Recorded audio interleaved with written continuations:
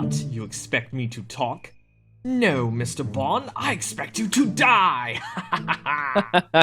Oh, hello! Dovin may not yet have a home in Standard, but here are some cards from Aether Revolt that I do believe will slot into many a deck archetype. This is the top 5 cards for Standard from the RPL.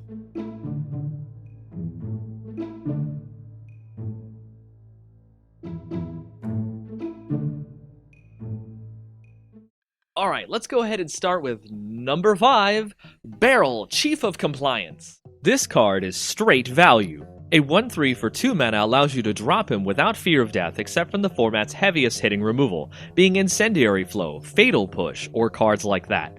Pro tip, drop Barrel on turn 3 so you can hold up 1 blue mana for negate. That way you can keep him alive, counter a spell, and loot. The deck I'd see this guy being run in might have an instant and sorcery theme, and there's lots of cards that back up that strategy, including Dynavolt Tower. As you can see, it's hail to the chief, as you really have no option but to listen to him tell you no, what blue is good at doing. Of course, what would Barrel be without his signature counter spell, which is also printed in the set? It's number 4, Disallow! Disallow goes perfectly into any control shell, offering some of the most powerful counter magic in a 3-mana counterspell to date, being able to basically shut down any part of the game through its modes. It's short of literally being a strict upgrade to counterspell. Expect this card to be played directly in the deck with Barrel himself, allowing it to actually be a strict upgrade to counterspell at that point.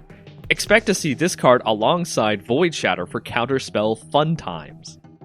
Of course, counterspells are fun and good, at least for one player, am I right? But let's move on to the powerhouse cards in the format. We'll start off with the card that will most likely see play, even outside of the copycat combo. It's number 3, Felidar Guardian! I've seen tons of players talk major trash about this card and think it's terrible, but let me explain why I think it's good.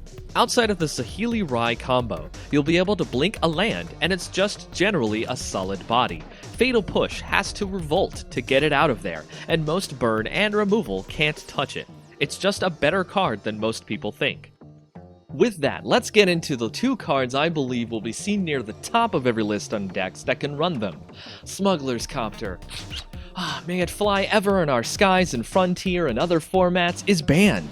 So here's number 2, the one I will even be playing in my standard deck, Heart of Kiran. Heart of Kiran, interestingly, looks to be the vehicle to replace in a lot of people's decks. Now granted, a lot of people ran the Copter because it was card advantage. You got to replace cards in your hand that weren't as good at the time and draw into what you wanted.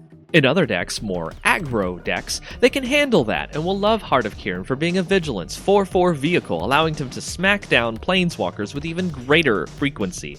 It sufficiently kills Gideon in 1 hit, unless they +1 him for no reason. The Copter is dead. Long live the Kiran! Well, this is it. The last card I think will make the biggest impact on Standard, rather, will be seen in every single deck that can play it, as it is an incredible card that will be seen across multiple formats. Modern, Standard, Frontier, Legacy, any format it is legal, it will be seen in.